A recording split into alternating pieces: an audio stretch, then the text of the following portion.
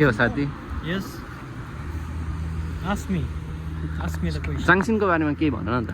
जाङसिन त्यो हैन राम्रो कोर्सहरु कुन कुन छ त्यो भन न। राम्रो छ हैन। अब कोर्सहरु कुन कुन छ? सोशल वेलफेयर त अफ कोर्स हुने नै भयो। अनि यहाँ चाहिँ त्यो ग्लोबल बिजनेस पनि छ रे भन्ने सुनेको थिएँ। अहिले त आईटी पनि सुरु गरेको छ। अनि अहिले त आईटी पनि सुरु गरेको छ। अब भोलि पर्सि तपाईहरुले एग्रिकल्चर पनि पढ्न पाउनु सक्नुहुन्छ। एग्रिकल्चर किन पढ्ने त त्यो खन्ने मात्र। त्यसको चाहिँ के एडभान्टेज छ भने बीचमा तपाईको 1.5 घण्टा ब्रेक हुन्छ। यतापटि बारीहरु टन्ने छ। बीचको यता त्यो बीचको ब्रेकमा आउने 1 घण्टा काम गर्ने, मानवन लिने जाने, बेलुका गएर बिहे राख्ने। त्यही हो। जाङसिनको बारेमा केही सोध्नु पर्यो भने तिमीलाई कसरी कन्ट्याक्ट गर्ने? म मेरो फोन नम्बर दिन्छु नि त। Phone number, Facebook ID.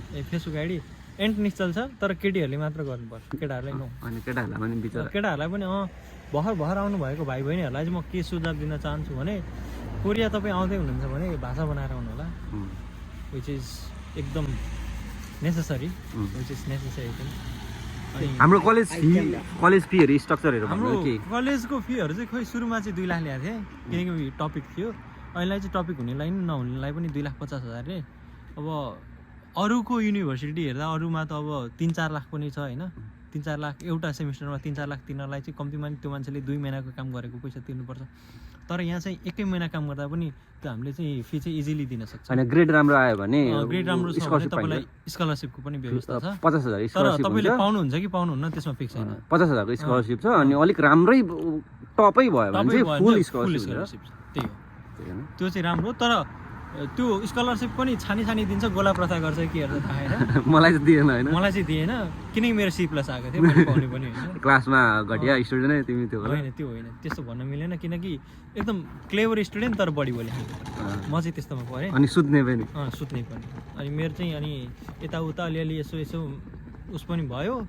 त्यही भएर खासै राम्रो। कोरिया आउँदाखेरि चाहिँ कुन भिजामा आएको थियो तिमी? कोरिया आउँदाखेरि म D4 मा आएको। D4 भिजामा आएको थिएँ। D4 भिजामा आएर कति लागत? लागत खासमा लाग्न पनि 12-13 लाख हो, तर लुटेराहरूले लुट्नसम्म लुटे। अब ठिकै छ, 18-20 त भेट्यो होला। अनि D4 मा चाहिँ कुन कलेज आएको थियो तिमी? D4 मा चाहिँ म STU भन्छ, साउल थियोलोजिकल युनिभर्सिटी। अनि त्यहाँदेखि D4 बाट D2 मा चेन्ज गर्दा चाहिँ कति के कस्तो के गर्नु पर्यो?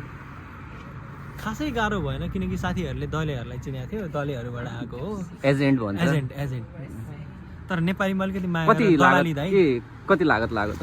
लागत चाहिँ त्यही फर्स्ट सेमिस्टरको त्यही फी मात्र तिर्नु पर्यो, त्यो भन्दा बढी लागेन। अनि उयो के परे? बैंक ब्यालेन्स देखाउनु पर्यो।